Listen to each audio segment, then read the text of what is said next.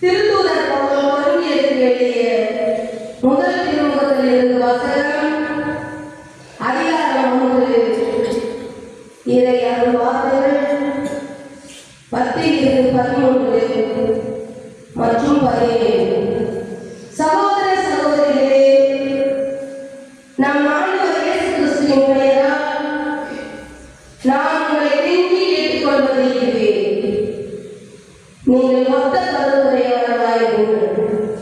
உங்களிடையே பிளவுகள் வேண்டாம்.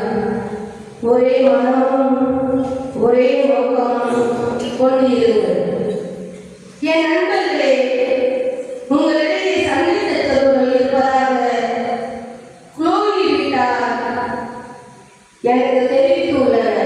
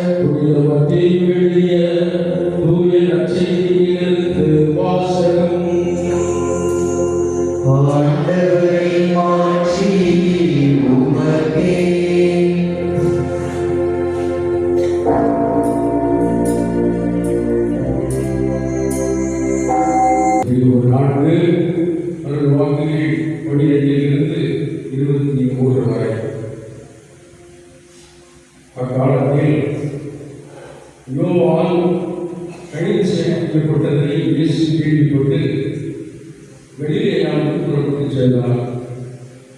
அவர் நாசரேத்தை விட்டு அகன்று செபுலோன், நப்தலி ஆகிய இடங்களின் எல்லையில் கடலோரமாய் அமைந்திருந்த கப்பர்நகூமுக்கு சென்று குடியிருந்தார். இறைவாக்கினர் எசாயா உரைத்த பின்வரும் வாக்கு இவ்வாறு நிறைவேறியது. என் அன்பிற்குரிய சகோதர சகோதரிகளே, பொதுக்காலத்துடைய 3வது ஆய்வுக்கு வந்திருக்கிறோம். நேற்று கிறிஸ்துவ போல் இருக்கிறது. கிறிஸ்துவ விட்டு இன்றைக்கு பொதுக்காலத்துடைய வழிபாட்டு ஆண்டில் பொதுக்காலத்துடைய 3வது வாரத்திற்குள்ளே இருக்கிறோம். காலம் இவ்வளவு விரைவாக செல்கிறது என்பதற்கு இது ஒரு அடையாளம். இந்த அருமையான பொதுக்காலத்தில் 3ஆம் ஞாயிறை இறை வார்த்தை ஞாயிறு என்று அழைக்கிறார்கள். இறை வார்த்தை இல்லாத வழிபாடே இல்லை, இறை வார்த்தை இல்லாத ஆராதனையே இல்லை, இறை வார்த்தை இல்லாத வாழ்வே இல்லை. ஆகவேதான் இன்றைக்கு இந்த ஞாயிறை இறை வார்த்தை ஞாயிறு என்று அழைக்கிறார். இறை வார்த்தைக்கு நாம் எவ்வளவு கட்டுப்பட்டிருக்கிறோம், இறை வார்த்தை எவ்வளவு நமது வாழ்வுக்கு அடித்தளம், அசிவாரம், உயிர் போன்றது, காற்று போன்றது, உணவு போன்றது என்பதை எடுத்து சொல்கிறார். இந்த இறை வார்த்தை ஞாயிறு நமக்கு கொடுக்கப்பட்டிருக்கின்ற நல்ல வாசகங்கள் எசையா இறைவாக்கினர் முதல் வாசகம், 2வது வாசகத்தில் பவுலடியா குருதியில் எழுதிய வாசகம், பிறகு நற்செய்தி மத்தியில் எழுதிய நற்செய்தி. இந்த இறை வார்த்தை நமக்கு தெரியும். இதுதான் நம்ம வாழ்க்கை, நமது வாழ்க்கைக்கு, நமது வழிக்கு ஒளிகாட்டி என்பதை அறிவோம். இந்த 3 வாசகங்களிலும் இன்றைக்கு முதல் வாசகம் கவனம் சொல்லுவீங்கன்னா,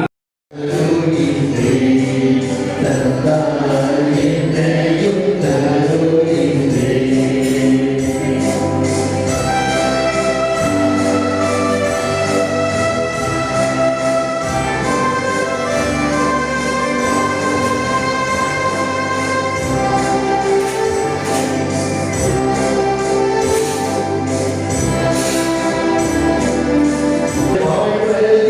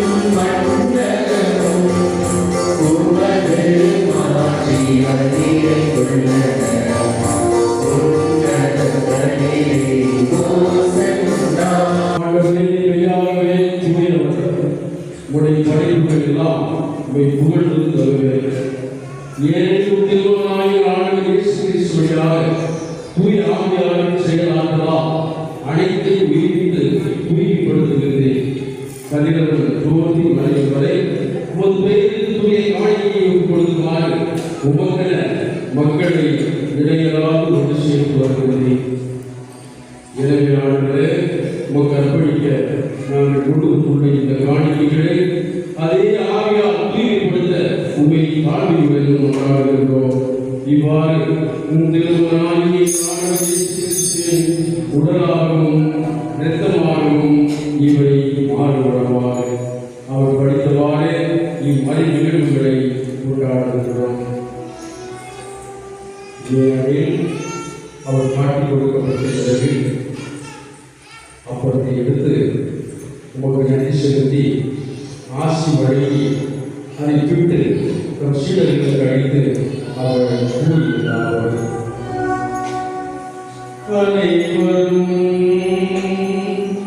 எதிலிருந்து பெற்று உண்ணுங்கள். இது உங்களுக்காக கையளிக்கப்படும் என் உடல்.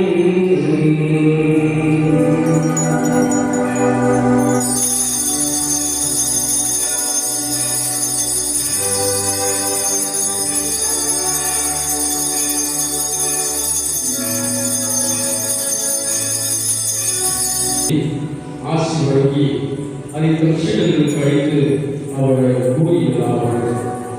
அனைவரும் இதிலிருந்து பெற்று பருகுங்கள். ஏனெனில் இது புதிய நிலையான உடன்படிக்கைக்குரிய என் இரத்தத்தின் கிண்ணம். இது பாவமன்னிப்புக்கென்று உங்களுக்காகவும் பலருக்காகவும் சிந்தப்படும். இதை என் நினைவாக செய்யுங்கள்.